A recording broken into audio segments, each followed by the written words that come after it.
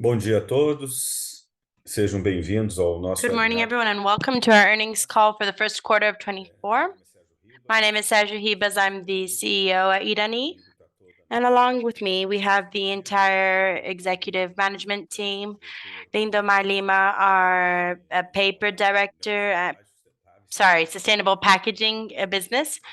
Henrique Zegman is our director for forests, paper, and Rossins. Fabiano Oliveira is our people strategy and management director. And Ojivan Cagni, which is our finances, investor relations director. So our webinar, just one moment. We're going to begin with the presentation of our results this quarter, and at the end, we'll have time for Q&A. The public call is on a webinar format where participants have their videos and mics off, but the questions can be made through the Q&A, through the chat, or we can also open your mic so they can be made live at the end of the presentation. Then we're also providing simultaneous translation into English. Just click this option. And also the Gravado e disponibilizado nos dois idiomas no nosso site de relações com investidores. this is our the webinar presentation is also available on our website for investor relations. Let me share the presentation. So in the first quarter of 24, we had a operational net revenue of 383 million. This is 5.7% lower than the first quarter of 23, which is influenced mainly by the drop in the price of corrugated cardboard packaging and throughout 23, and also impacted by the dollar on average, which is a little lower than the average dollar rate for last year. And about the EBITDA, we ended with 117 million and 58,000, 8.7 lower than the first quarter last year. We had a net income of 40,639,000, 51% lower than the first quarter of 23. We're going to get into more details about that later. And until the 31st of March 24th, we had already invested 954,723,000 in the Gaia platform. Our ROIC in the last 12 months ended up at 14.2%. The average cost of debt after income tax and social contributions 8.9% per year, and our leverage of 2.10 times net debt to EBITDA. When we get into details about the revenue, as I mentioned, there was a reduction of 5.7% compared to the first quarter of 23, and a slight reduction in regards to the fourth quarter due to the seasonality, since the prices remained stable. The EBITDA ended up with 645 million. It was 4.6% above the fourth quarter of 23. And it's a bit higher than the margin in the fourth quarter of 23, and 8.7% lower than what we had in the first quarter. Also with a margin of above 30% in the first quarter of last year. So the profits are 40,639,000, 51% is what we performed in the first quarter last year, and also way above what we achieved in the fourth quarter last year. Here we had a breakdown of the profits, defining the recurring effects and which were events that were not recurring. So we have more disclosure for improved understanding. And here we have the recurring amount of 28,953,000, 15 million for the biologicals, and 4,116,000 of a non-recurring effect, which is the tax execution in ICMS for Santa Catarina, which impacted our profits by 4,116,000. Then when we look at this quarter, we also see effects that are non-recurring and the effects of the biological assets in the profit as well.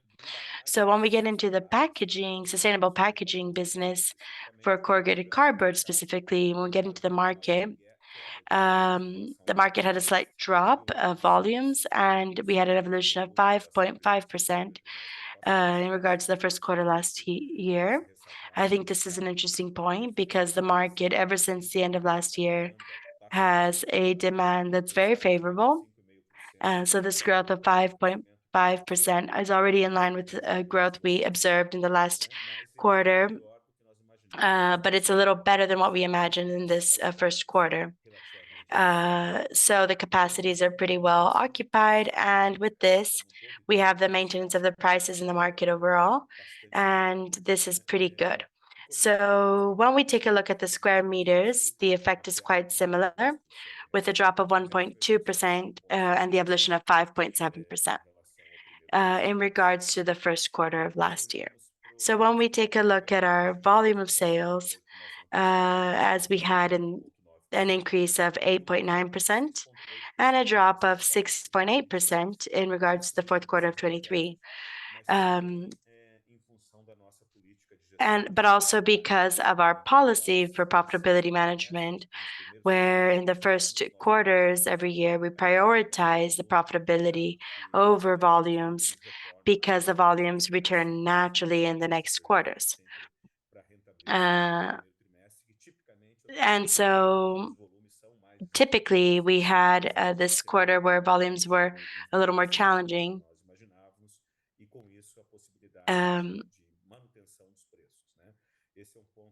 And then you have the maintenance of the prices as well. So the market normally never makes adjustments in the prices in the first quarter due to seasonality. As I mentioned, it's the most challenging month when it comes to volumes, but these adjustments take place normally in the second and third quarter of each year. And also when we look at the square meters, we had an important evolution of 7.4% in regards to the fourth quarter of last year and a drop of 7.2% in regards to the fourth quarter of 23, considering the causes I mentioned. When we get into the average prices, there's a drop of 9.7% in our prices in regards to the first quarter last year. This drop in prices is in line with a drop in the scraps annually, and so there was some market pressure requiring price adjustments due to the drop in the scraps. But in regards to the fourth quarter, prices remained pretty stable. In square meters, there was a drop of 8.4% and stable in regards to the fourth quarter of 23. When we look at our paper business, which is the paper for packages that we sell to the market, to independent converters in the internal market and also for exports, we had an increase in the sales in regards to the first quarter of 23 of 2.3% and 4.5% compared to the fourth quarter last year. So we had a very significant evolution, especially when we look at paper for flexible packaging. It's an evolution of over 1,000 tons in regards to the last quarter, and also a slight increase in paper for rigid packaging, which is what we sell for the conversion of corrugated cardboard in the market. It's a relatively slow volume, but there was an increase compared to the last quarter. So the prices had a drop, and here you have the influence of the dollar, and also because of the drop in the scrap prices. And we also have the craft bags that also has some recycled fiber content, and also the paper for corrugated cardboard that also has an impact of the scrap prices. But when we compare with the last quarter, it was 2.3% drop only. It was a lot smaller, but it was also influenced by a more challenging market with virgin fiber papers, especially papers on machine one, considering industrial packaging. It's been very challenging. So Argentina also becomes a major importer for these papers, and we still haven't seen regular market condition recovery, but we do see signs of improvement slowly in the market. So the prices of paper for stiff packaging or hard packaging, we had an increase of 1.6%, drop of 11.2%, also in line with the drop in the scraps throughout last year. The prices of the scraps, as I mentioned, in annual vision in the market overall, which are the Gucci data, with a drop of 13.9% and an increase of 3.9% in regards to the fourth quarter. In our case, we had a drop of 21% and an increase of 2% in regards to the fourth quarter of last year. So we had our performance was a little better, considering our price basis was a little higher than the market average. And in the first quarter, we kept our prices relatively stable, avoiding transfers of prices to the market in this slight movement for an increase that existed in the end of the quarter. When we get into the sustainable Rawson business, we had a drop in production and in the sales in regards to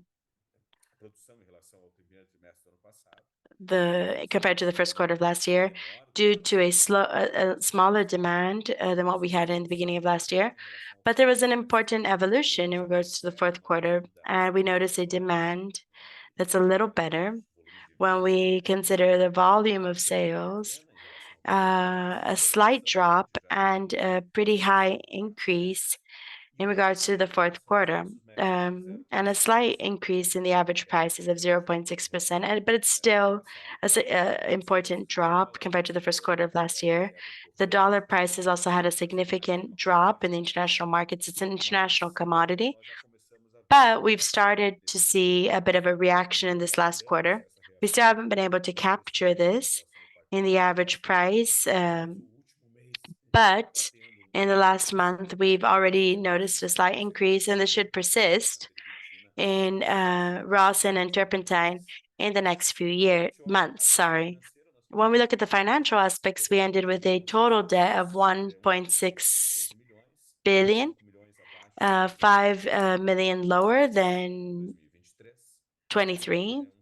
And this leads to a balance of 607 million reais and a net debt of 1.5 billion, a slight reduction in regards to the first quarter. And due to the LTM EBITDA, we had a slight increase in the leverage in regards to the last quarter. So 99% of our debt is in national currency.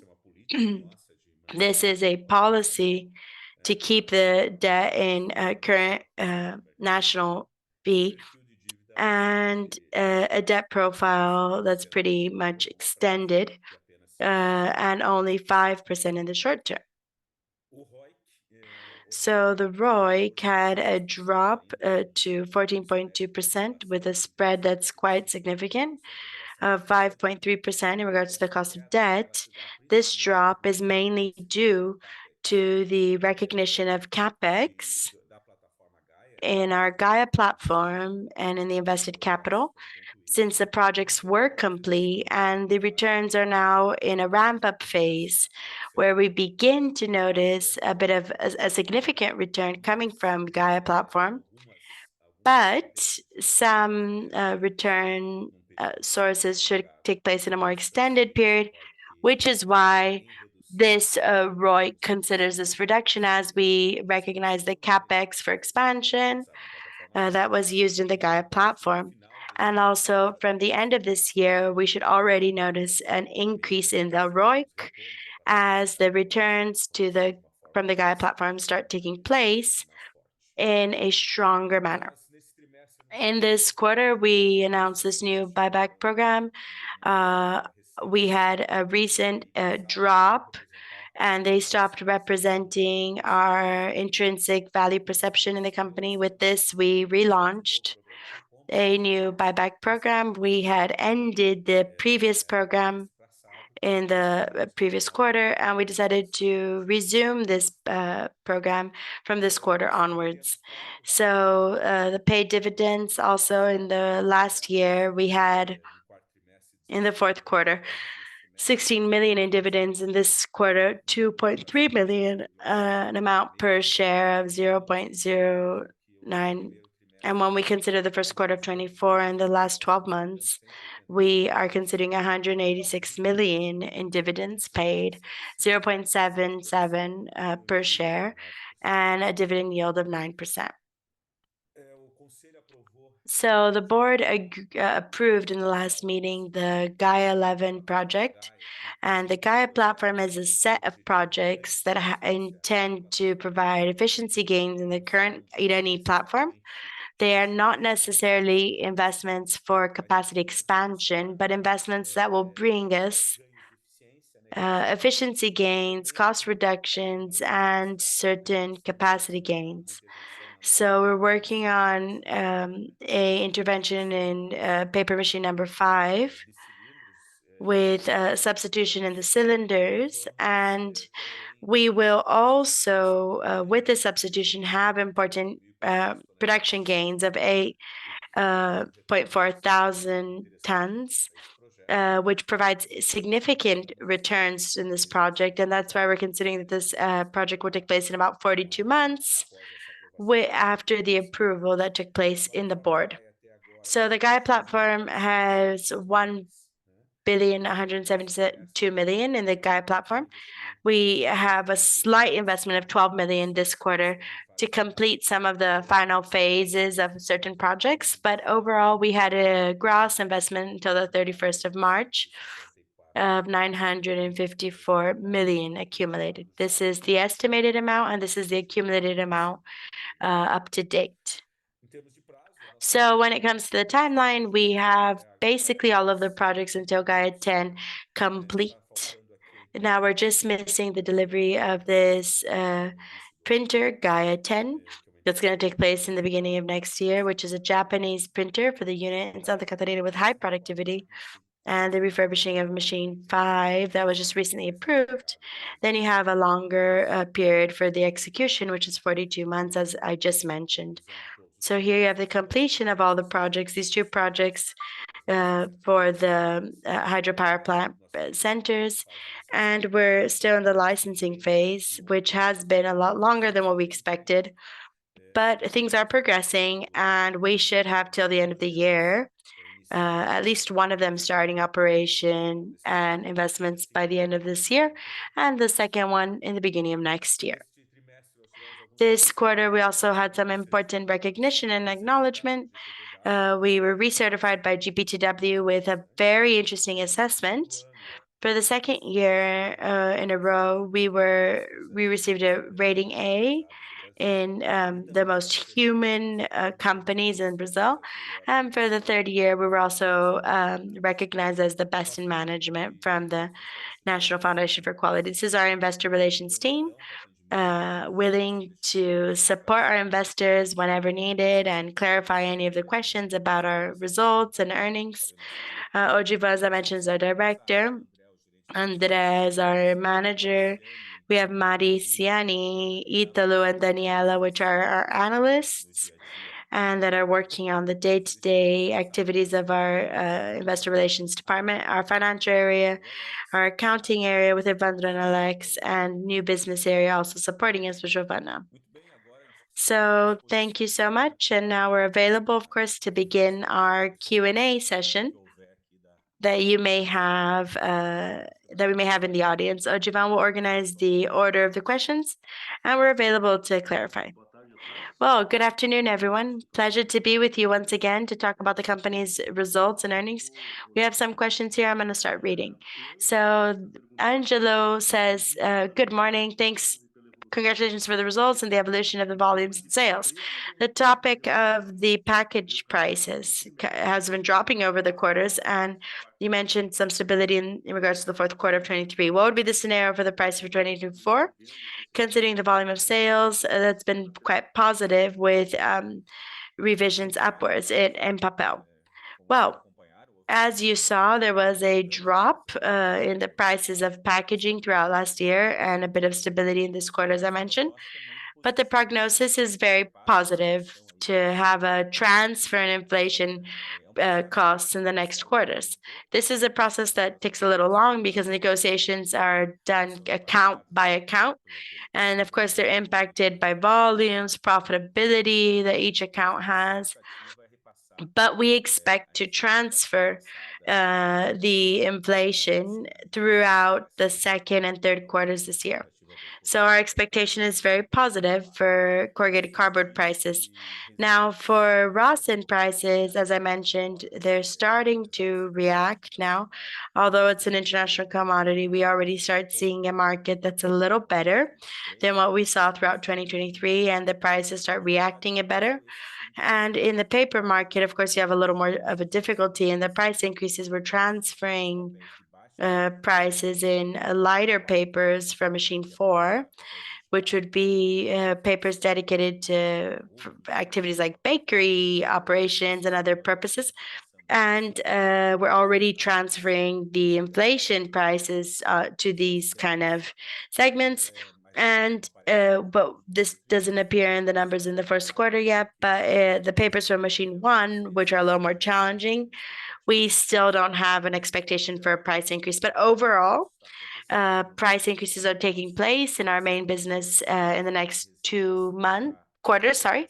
In Ralston's, we already have a reaction in the dollar prices, and in other papers, papers that are lighter, we already have this under execution. And thicker papers, we are still not having much of a favorable market for price increases at this point in time.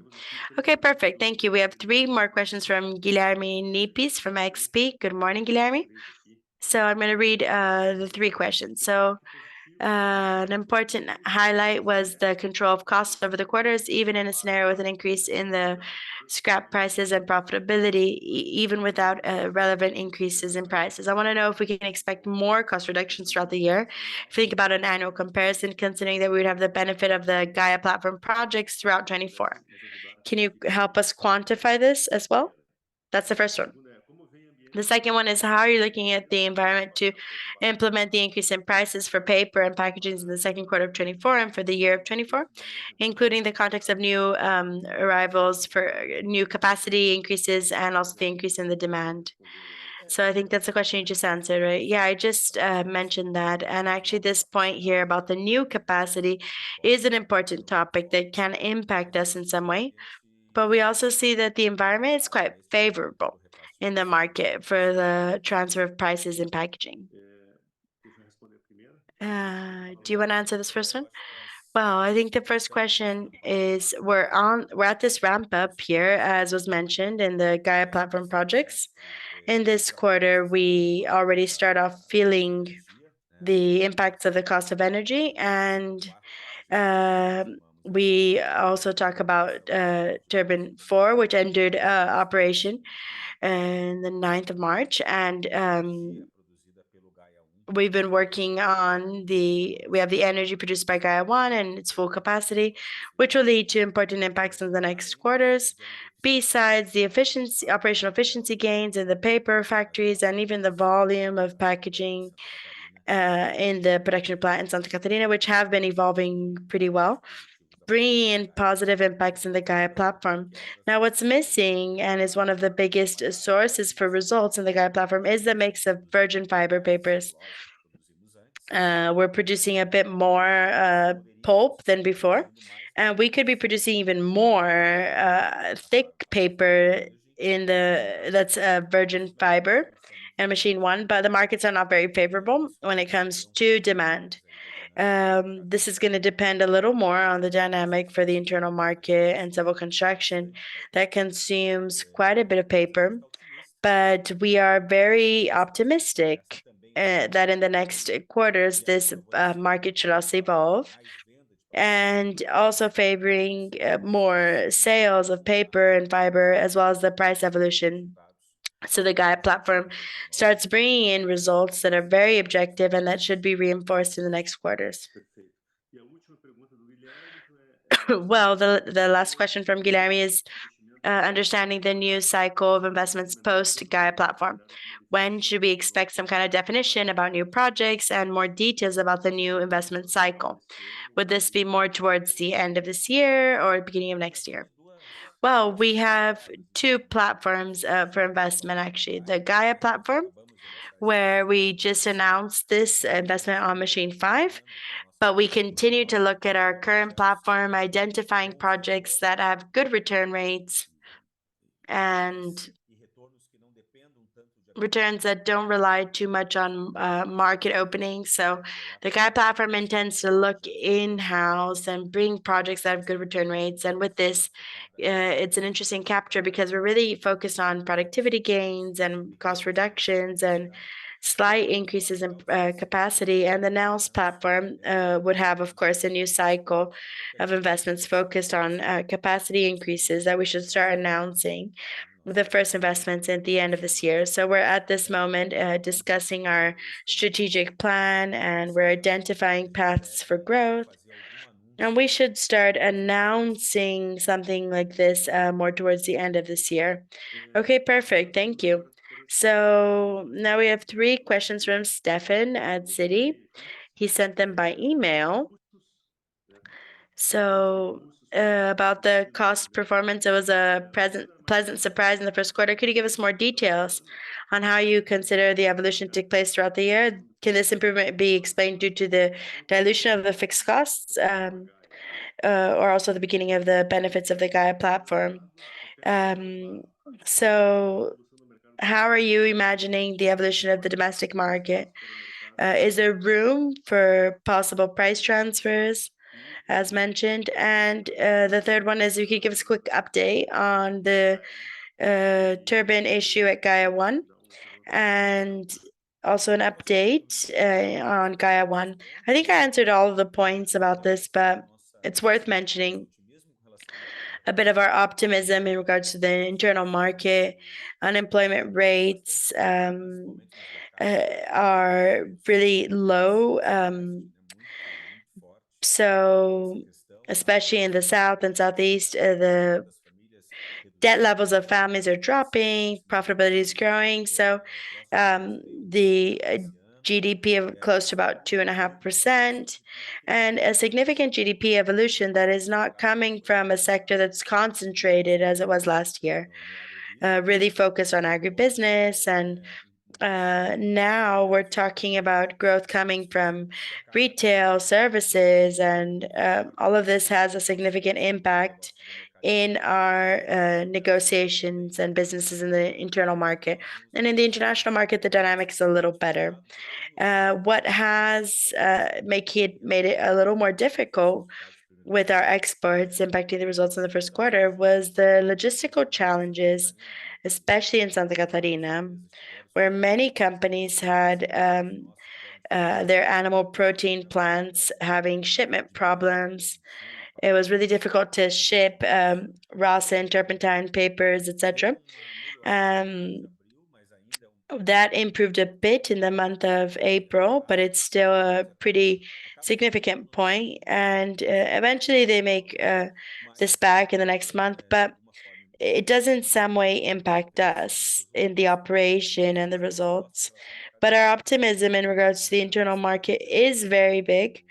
The TG4 issue that Stefan mentioned, we're already operating with this turbine ever since the 9th of March, and we've been capturing the returns. So there's not like this very energetic return in this quarter, but for the second quarter, we'll have all of the turbines operating normally.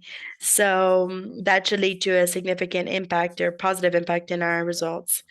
Not sure if there's any points uncovered. Well,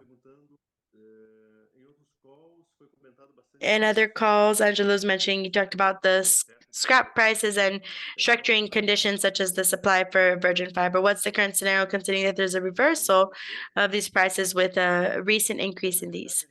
Well, as actually we've had a pretty high pressure in the scraps, nothing that relevant yet, but this pressure comes through a lack of stimulus or incentives for the waste collection people. capturing and gathering recyclable waste, but and trash, but we continue to have a big amount of virgin fiber in the system this quarter. But in this quarter, the exports of paper have actually grown a lot. We have a lot of more paper leaving the country, which in some way that helps with the price of papers in the internal market.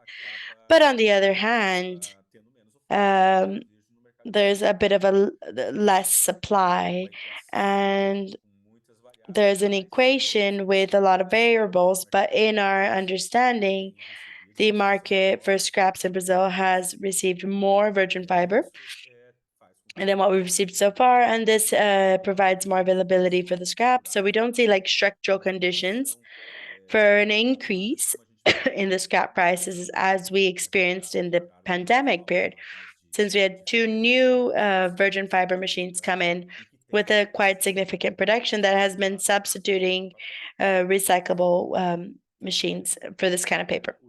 Great. So Gildo also asked about the growing curve. Is there a significant change? Um, we try to project a bit more of a debt in the peak of these investments for the Gaia platform, but maybe there's a slight increase. It's going to really depend on our results in the next quarters. We hope this doesn't go up, but in our forecasts, there's still a slight elevation, and then we start this dropping curve more towards the end of this year. But the elevation should be probably small if exist at all, and next year we'll start having a slowdown, giving us more room for a new organic investment cycle. And if it's kept below our financial policy, which is 2.5 times net debt to EBITDA, to keep the payment of dividends as we've been doing, which is 25% throughout the quarters and 25% at the closing of the period and the payout of 50% of our profit. Xing has two questions. So Rawson and Turpentine, do you think there's going to be some kind of a recovery in the demand? Has the issue with ports impacted this? Is there more demand than you're able to transport or ship? Some competitors in São Paulo are also starting new factories for cardboard. Is there going to be any impact for Irani in prices or volumes? Well, for Rawson's, actually, the market is demonstrating to be a little better. It's not exuberant, but it's improving in regards to what we saw last year, which was a very difficult year for the business, and prices have been reacting. We do expect better results in the next quarters. And this is how things have been happening with this business. You have phases that are a little worse due to demand, especially in China, and phases that are a little better. So we went through some very strong years in the Rawson business, and last year was where we had to kind of pull the brakes and organize things in the business. But now we do see better expectations for this year when it comes to price recovery. The other topic about the factories of competitors that have been created, as far as we know, it does not seem like the behavior of the competitors adding new capacity for the search of volumes in the market. There's quite a bit availability when it comes to prices and profitability. And also the capacities presented also keep up with the growth in the market. So since we're expecting growth above 3%, that already represents an increase of capacity of about over 100,000 tons per year.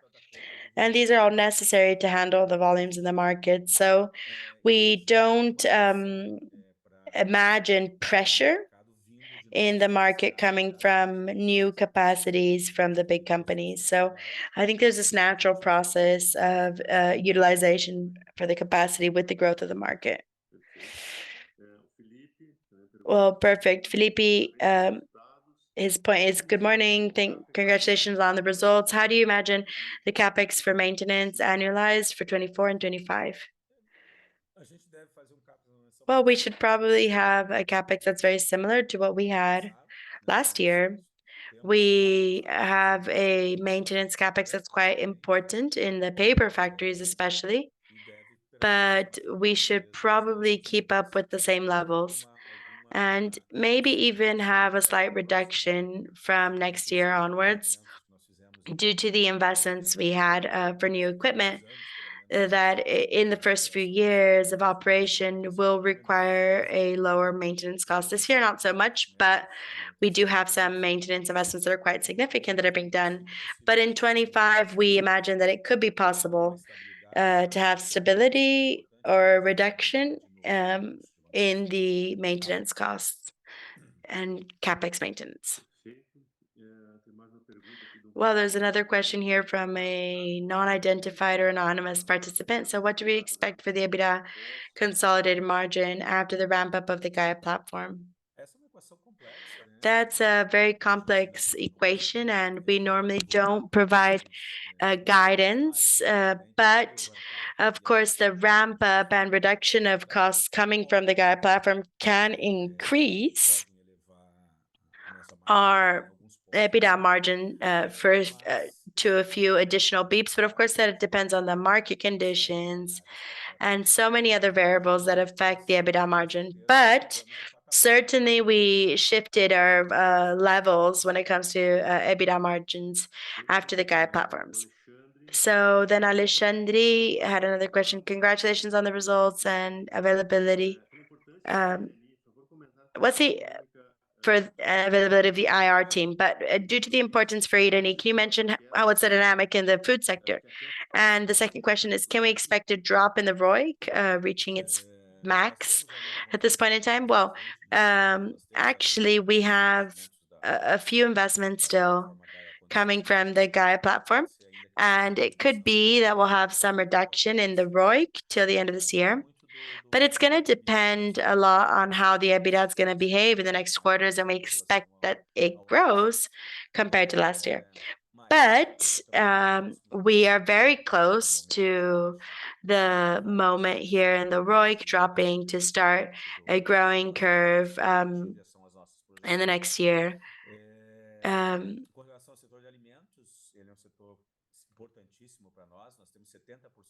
This is a significant.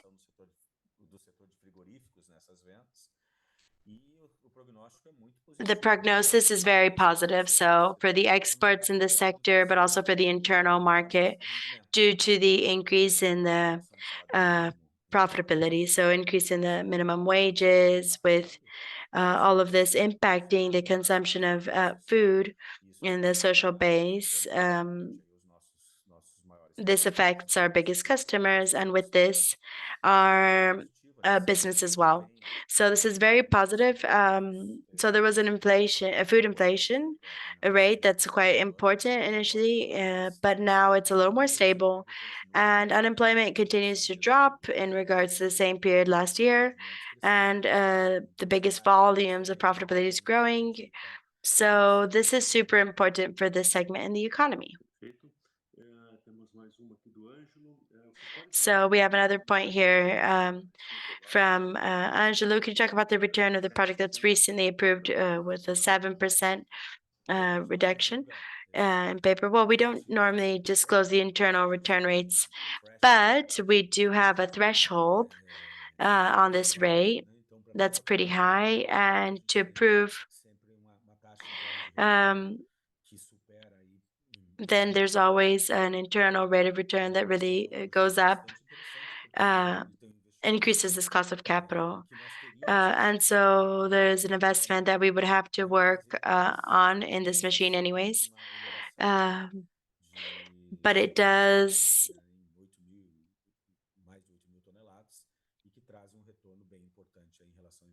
And this, of course, brings a significant return in the investments being made. This was the last question. Nothing else at the queue. We've covered everything, guys. Okay, great. So if anyone has any other questions you'd like to share live, feel free to. But what we can say, besides what we mentioned in the live, we're very optimistic. It's the last quarter in the year is always the first quarter, and this the month of February is a little shorter, and the guys also can't spend too much because there's the holidays and carnival. Um, um, but the market has demonstrated to be a little more rigorous than what we imagined. Um, and this is very important for our results in the next quarters.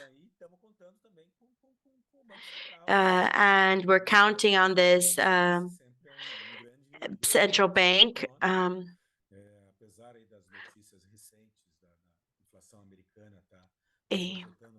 We are also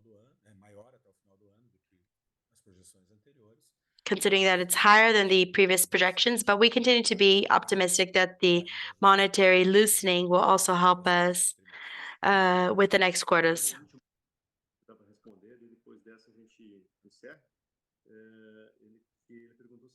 And another question is about the new investment cycle and the expansion of the existing factories or new acquisitions or building some kind of new factory.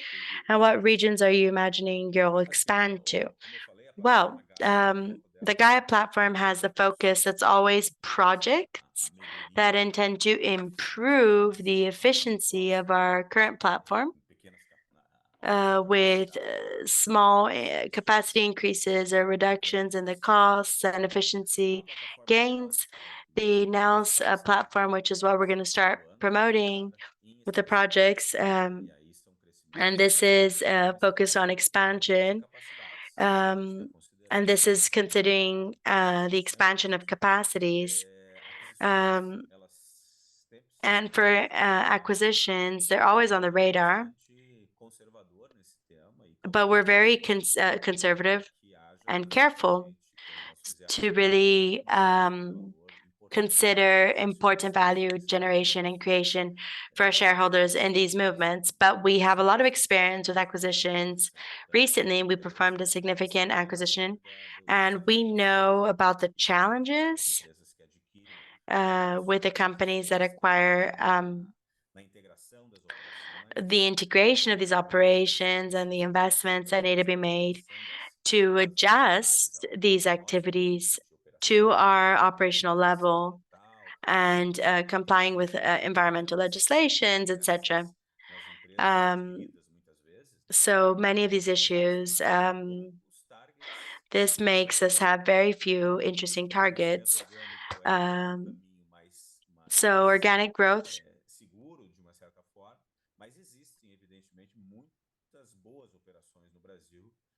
and there are many operations that could be considered, but we always have to be very careful about how much value this will actually create for the company in the long term and when you perform an acquisition. So anyways, it's a topic that we work with at all times as we search for ways to become even more relevant in the national market.